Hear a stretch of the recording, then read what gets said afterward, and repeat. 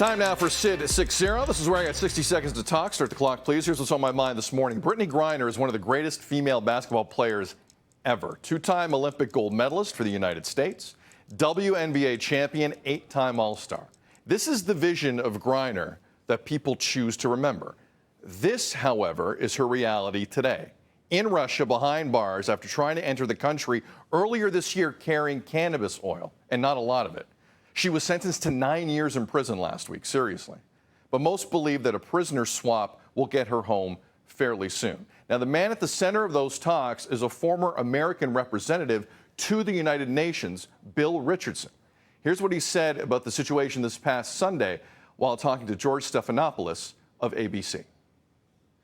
And my view is that I'm optimistic. I think she's going to be freed. I think she has the right strategy of contrition, a good legal team.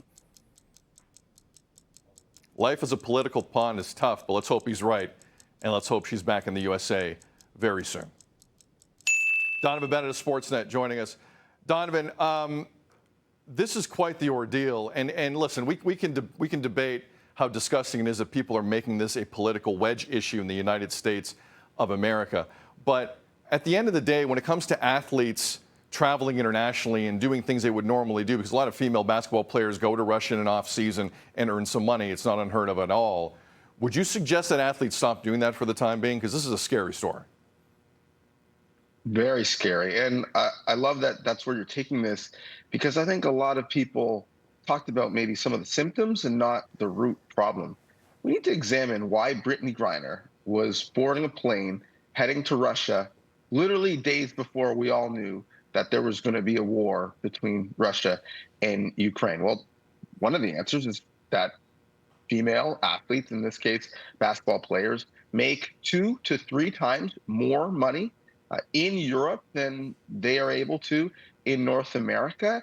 And essentially, they make their base salary playing abroad, and then they make marketing deals, and the WNBA is a vehicle for them to promote themselves to an American audience. But we should examine in North America, where we call ourselves somewhat feminist countries, in Canada, the United States, why we don't support women's sports to the level where not just basketball, soccer players, athletes of all types have to go abroad to make real money. That financial female industrial complex is something that's quite sad. And I think it will curb not just athletes going abroad, but where they go. We'll see more female basketball players going to Australia and not maybe European countries like Russia, which are somewhat draconian. But the fact is, we should be keeping them home with domestic leagues in the first place. And so, quite frankly, I think in a way we all let someone like Brittney Griner down in the fact that she was in that position in the first place.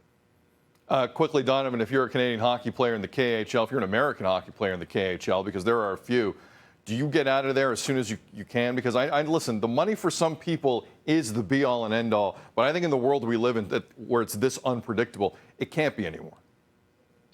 That's true. I think in the world we live in, it's not exactly equal for everyone. And the fact that Brittney Griner was a female, black, openly gay athlete who was walking through an airport with a Black Lives Matter t-shirt made her a target that maybe some male, cisgender athletes playing in the KHL wouldn't be. But certainly, you don't know necessarily who you're dealing with or what the rules of engagement will be at any time when you're going to a place like Russia, unfortunately. So, yeah, I do think that'll make everyone think twice for sure. Donnovan Bennett, Sportsnet, the story developing. Hopefully, Brittney Griner is home soon. Appreciate you, man. Thank you.